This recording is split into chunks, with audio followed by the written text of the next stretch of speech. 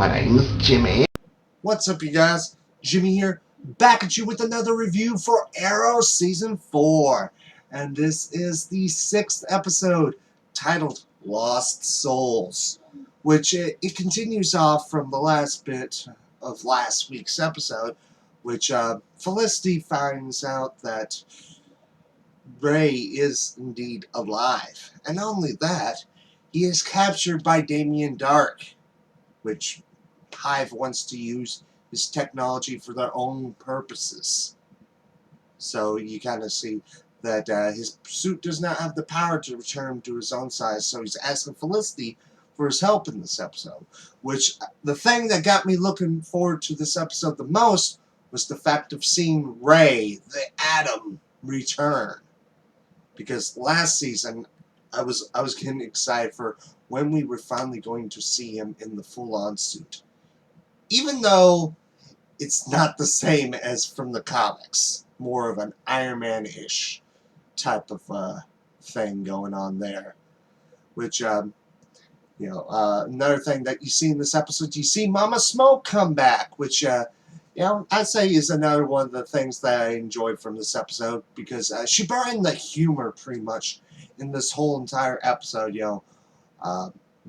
and you can see that she has an awkwardness, especially with Felicity, but, it makes sense. It's her mom. Parents are always there to embarrass you, to make things awkward with you. I think that's every parent's dream, is to embarrass you and make things a little awkward. But, another thing with her, they were saying that she was going to have her own love interest. I did not see who that was who it was going to be. I honestly wasn't imagining that. I was probably imagining it to be, if anything, Ray. I really wasn't guessing with that. So it's not like a super shock, but it's like, I didn't know that was going to happen. But, towards the end, also in the episode, we see that Sarah, she kind of, she's come back in the suit, which makes it kind of look weird because you got two canaries. Except technically, Sarah went with the name the Canary, and Laurel went with the Black Canary. So, not the same name, but still, because of the similar outfits, it was kind of weird to see. And you kind of see that she goes through her own little butt list, and, you also see Thea, she kind of trying to assist, say it's not easy to get over, which Thea hasn't figured it out herself. She's just been cured temporarily by killing some men. So, I don't know why she would speak from experience, but I think because of that bloodlust stuff with Sarah, Thea decides to date one of the guys that are helping Oliver with his campaign. Kind of having a little bit of a normal life. But at the end of the episode, you see that Sarah, she decides to kind of really start over.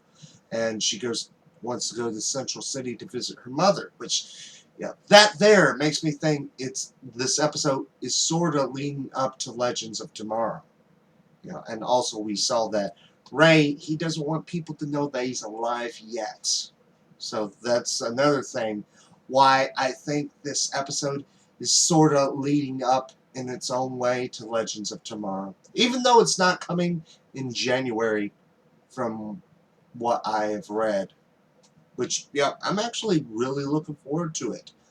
And, if there was any gripes from this episode for me, there were points that it probably seemed a little slow. But, the one thing, and this is a fan gripe, is that we get yet another reference to Cord Industries, Ted Cord, which I'm like, we've seen like 4 references, 4 or 5, I've lost track.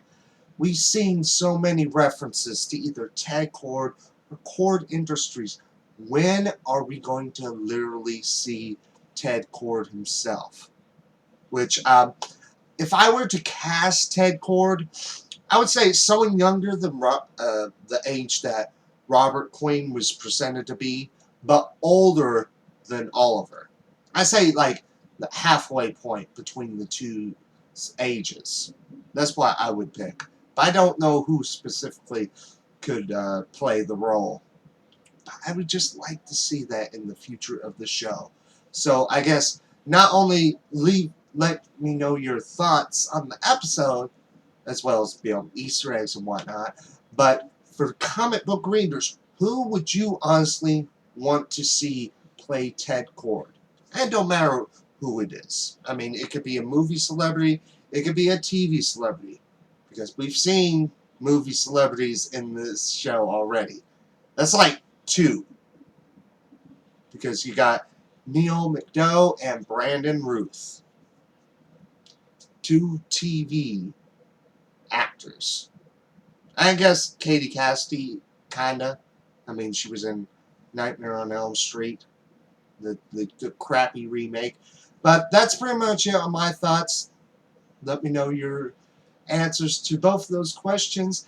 And you can check out my other reviews for past reviews for Arrow, as well as past ones for The Flash, which I'm sorry I didn't do reviews this week for that show, as well as Agents of S.H.I.E.L.D., Gotham, all that great stuff and more. And as always, my name is Jimmy, and until next time, bye.